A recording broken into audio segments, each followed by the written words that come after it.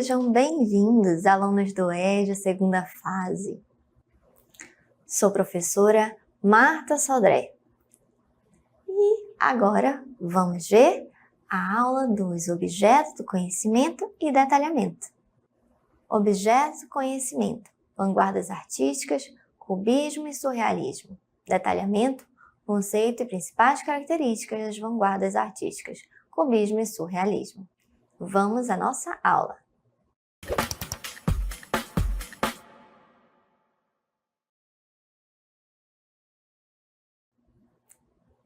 Muito bem!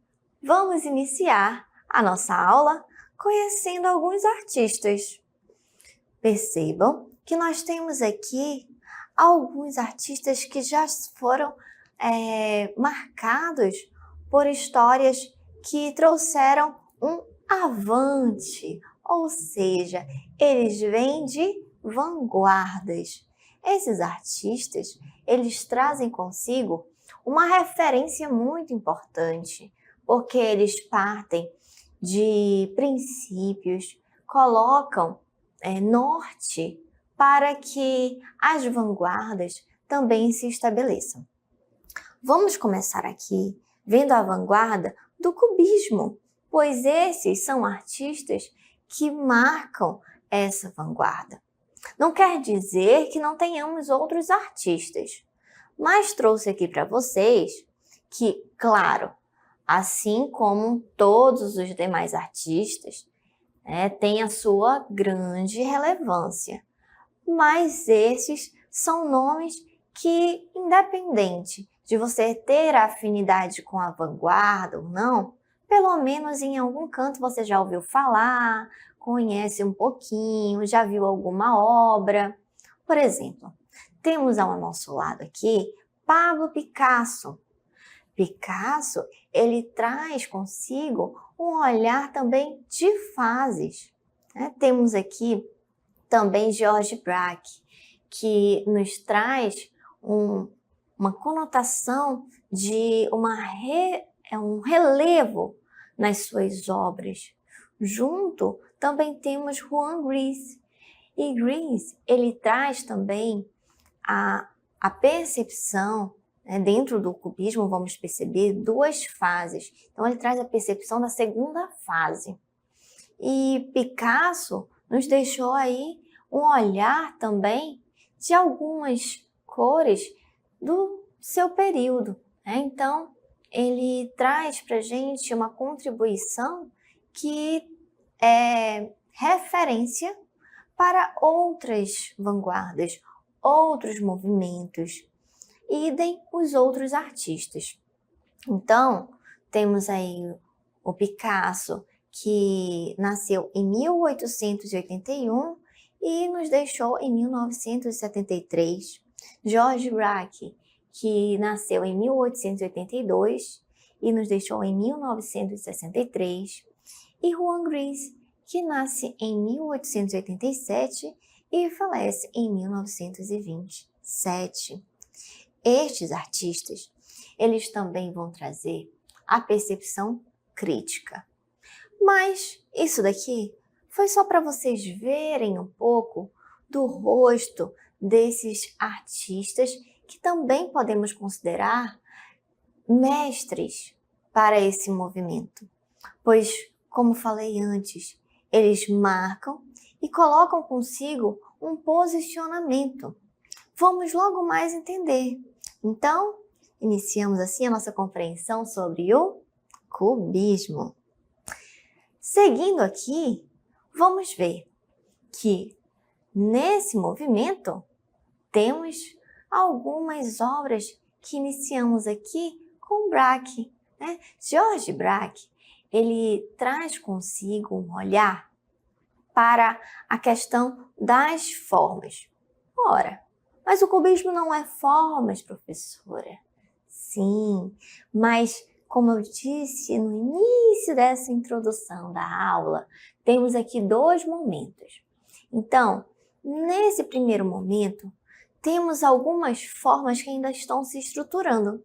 E George Braque traz para a gente como podemos olhar aqui na obra As Árvores, de 1908. E esse olhar das formas é como se elas trouxessem um acoplamento, vai como se fosse um mosaico. Vão pegando formas que vão se estruturando. Muitos artistas conseguem colocar um olhar dessas formas um pouco mais, trazendo a profundidade, uma tridimensão. Porém, temos, assim como nossa própria personalidade, o artista coloca nas suas obras essa percepção, a sua identidade. Então, é fácil de perceber também quando a gente consegue se aprofundar em algumas colocações, em alguns quadros e também conhecendo a vida dos artistas. Percebemos que tem nas suas obras a personalidade. Isso não faz perceber quando é de um ou de outro. Então, vocês começam a observar aqui como são as pinceladas, como é a personalidade desse artista a partir da sua obra. Seguimos então vendo que quando falamos do cubismo, falamos aqui também dessa representação tridimensional, que é um plano e traz consigo por meio dessas linhas, formas geométricas, sem a preocupação com a aparência da realidade, como é possível observar no quadro. Vejam, aqui nesse quadro, vocês percebem que traz uma representação, ou seja, ele mostra algo que pode ser, mas não é idem. É uma aparência que vai ter, sim, um olhar para algo da nossa realidade, para o nosso cotidiano. Mas não vai ser ipsiliter, não vai ser igual, idêntico, como em alguns movimentos que podem ter estudado anteriormente, que traz com aquele detalhe, tal qual como é na realidade. Então, começamos então vendo aqui as divisões desse movimento. Podemos dividir o cubismo em duas fases.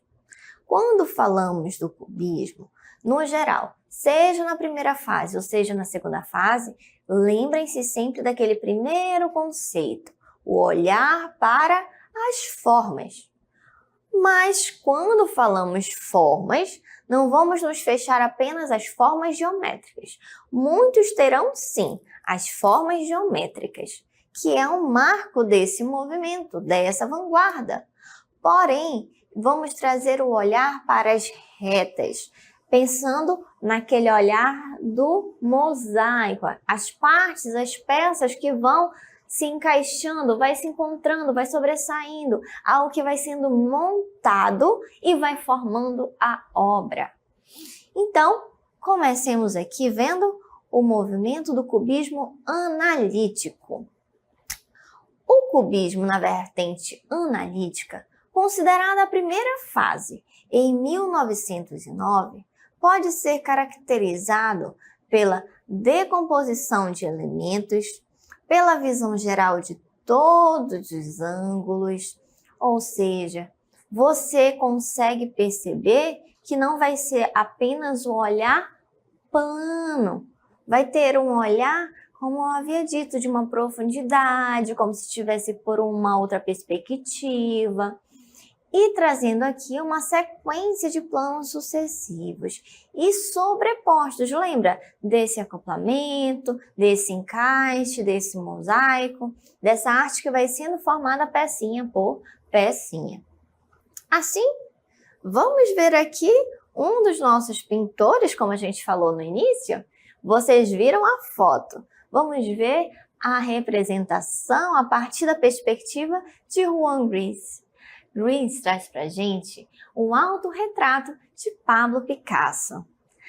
É exatamente aquilo que acabamos de colocar. As características, percebem aí como se fosse algo que está se acoplando, algo que está juntando, que está sendo uma coisa sobreposta à outra.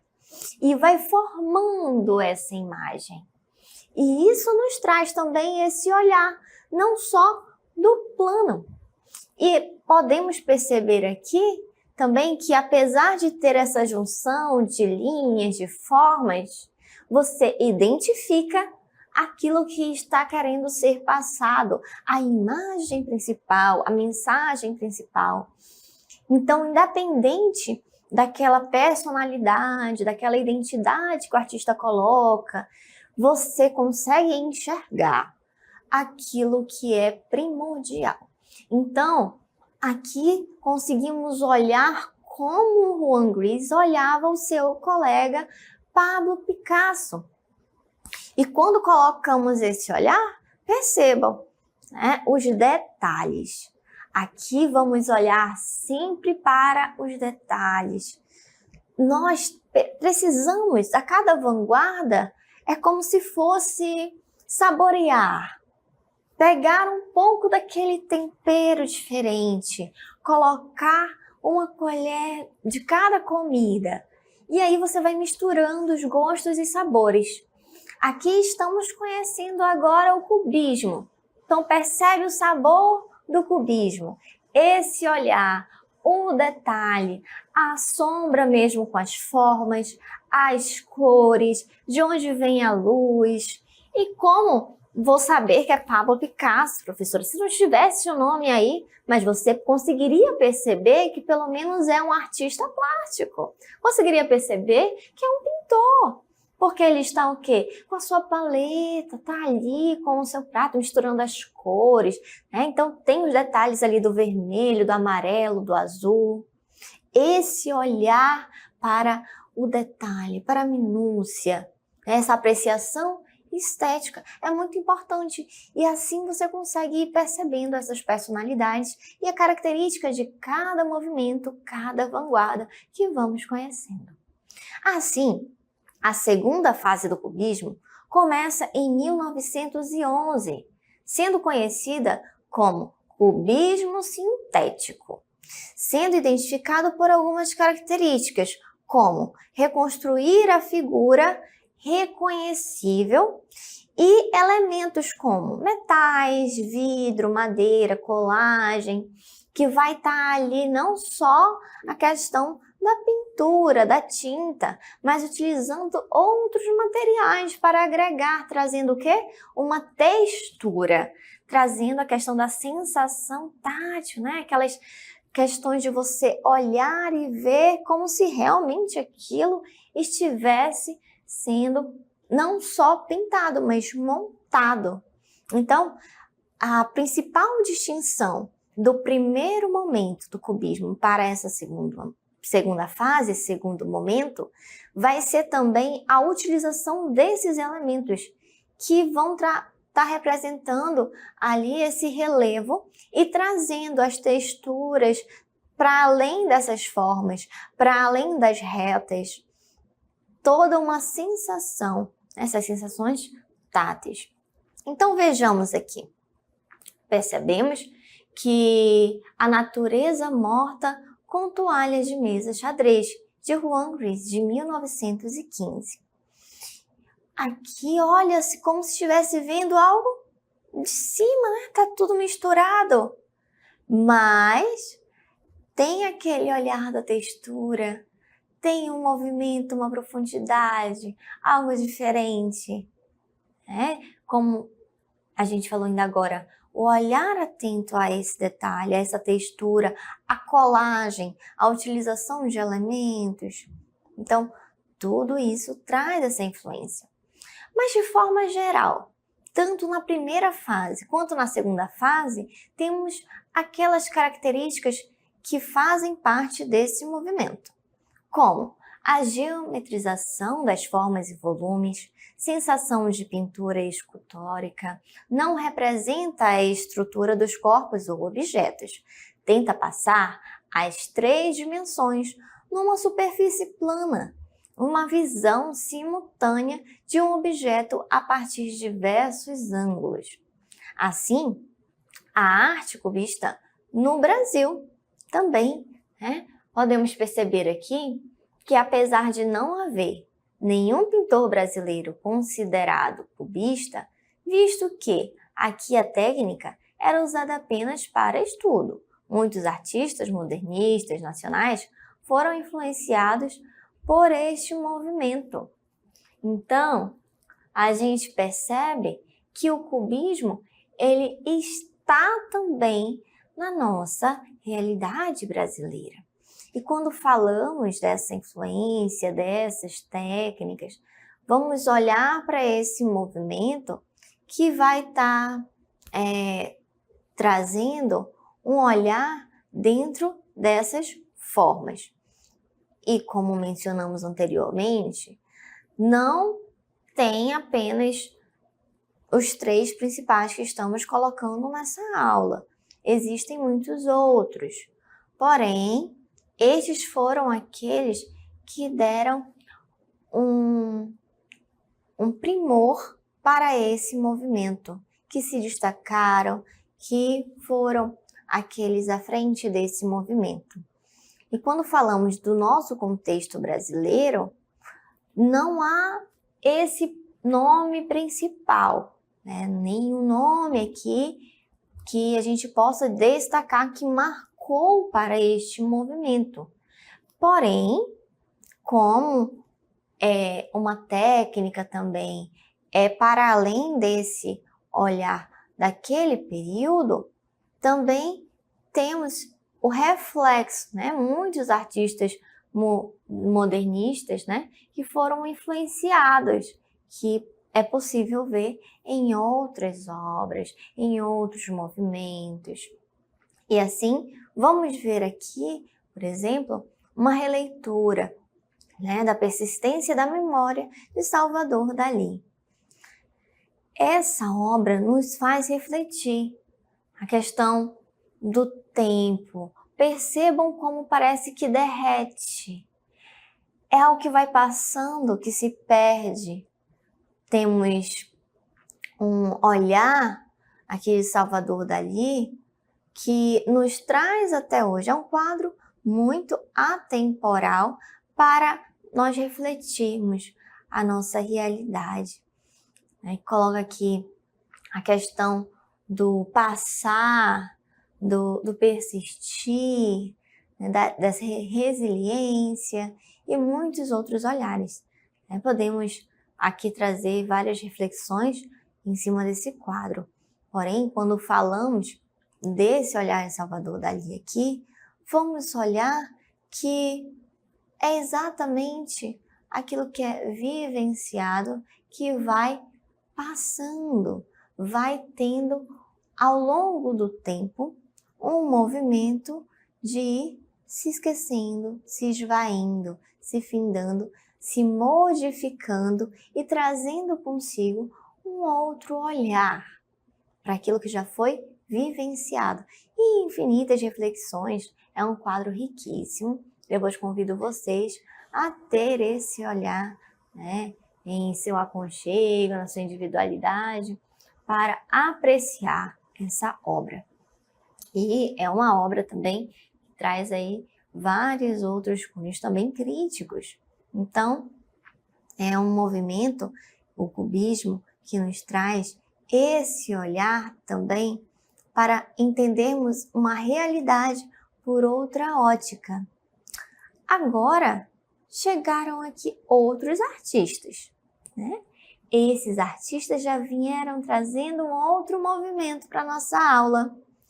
Aqui temos Salvador Dalí, né? O que vimos ainda agora, que é o quê? O movimento surrealista. Então, nesse movimento, temos 4 nomes para a nossa aula de hoje. Salvador Dalí, nascido em 1904, que faleceu em 1989. João Miró, né, nascido em 1893, falecido em 1983. René Magritte, nascido em 1898, falecido em 1969. E Jorge Chihiro, nascido em 1888 e falecido em 1978. Então, esses artistas, eles chegam para a gente, como vimos ainda agora, a obra da Persistência da Memória, né, de Salvador Dalí. Uma reflexão para a nossa realidade, trazendo todo um olhar também da nossa psique. Lembram? Persistência da memória. Então, aqui a gente vai ter também um estudo que nos traz a compreensão do próprio ser a partir da nossa psique. Dentro disso, compreendemos que o surrealismo ele vem da França, nascido ali, né, em 1924 e influenciado pelas teorias de Freud e pelas pinturas metafísicas de Georges Chihiro. Aqui também vamos perceber que foi um movimento que se oficializou a partir de uma obra de André Breton, intitulada Manifesto Surrealista, de 1924.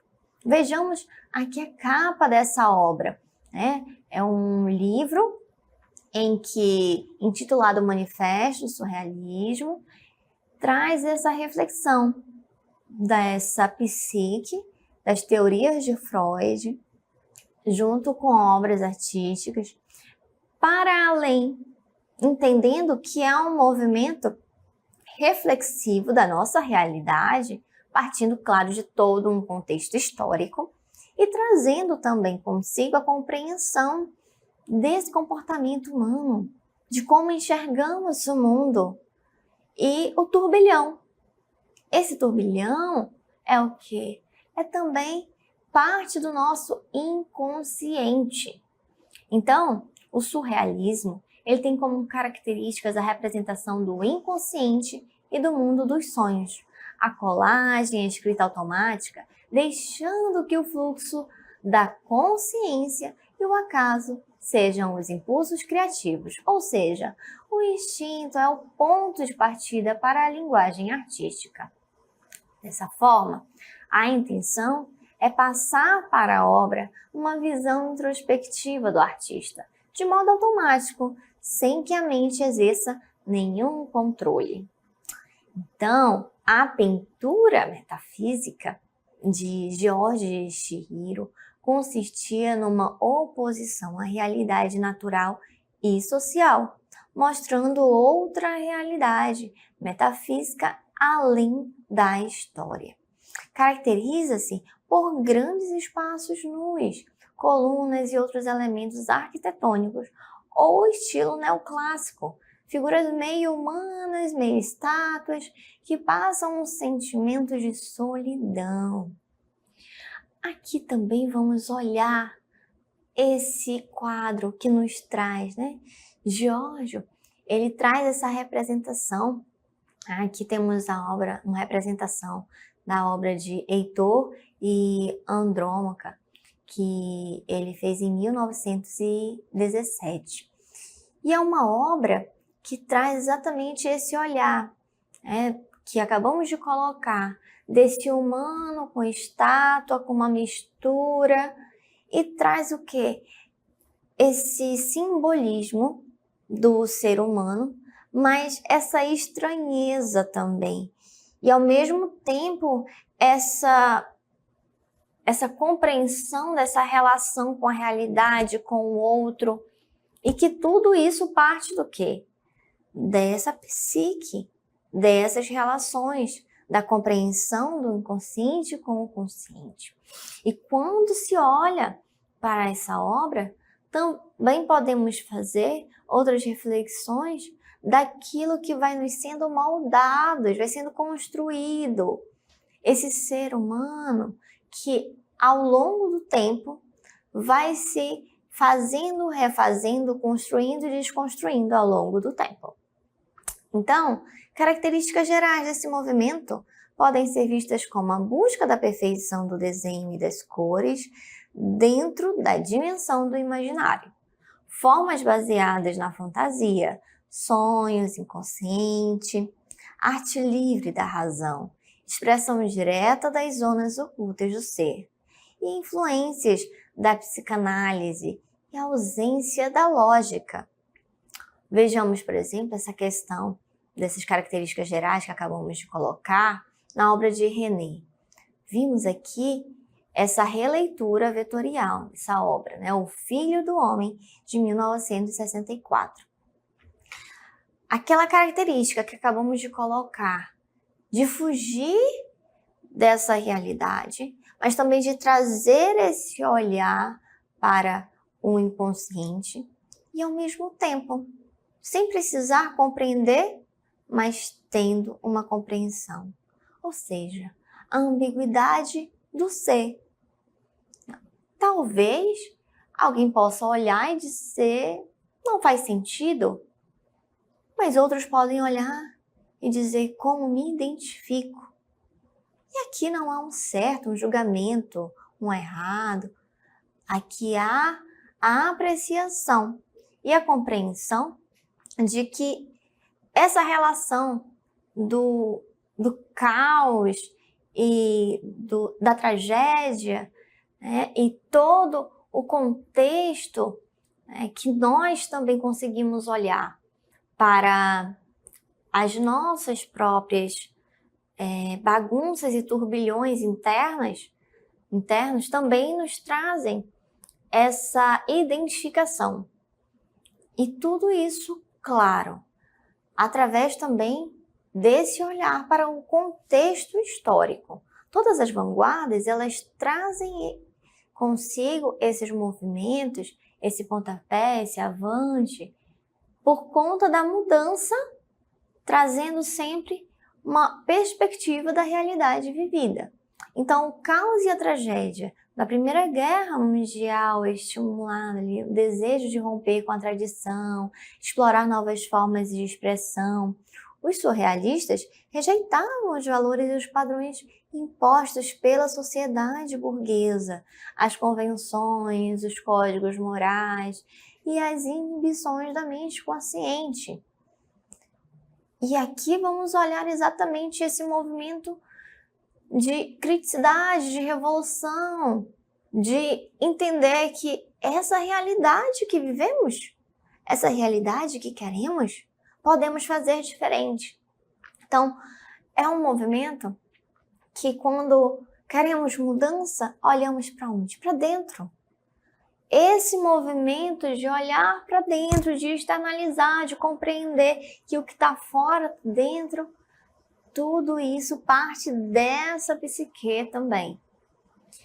E levando em consideração que cada vanguarda traz consigo esse olhar para o contexto histórico também, trazendo uma revolução partindo dessa perspectiva artística, foi uma forma também de manifestar, de dizer, isso daqui nós não concordamos, isso daqui não é coerente.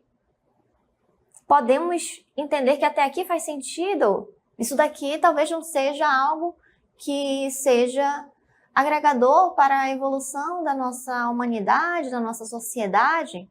Então, o contexto histórico ali vivenciado também traz, né, faz com que emerja esse movimento surrealista. Então, em meio ali à Revolução Industrial, que estava acontecendo no século XX, as grandes potências, né, que disputavam o poder. E tinha ali esse sentido de mudança que influenciou também as outras artes. Mas agora estamos trazendo o movimento surrealista. E esses movimentos artísticos, culturais, que ocorreram em vários locais da Europa a partir do início do século XX, nos trazem esse olhar para a mudança. A mudança que será?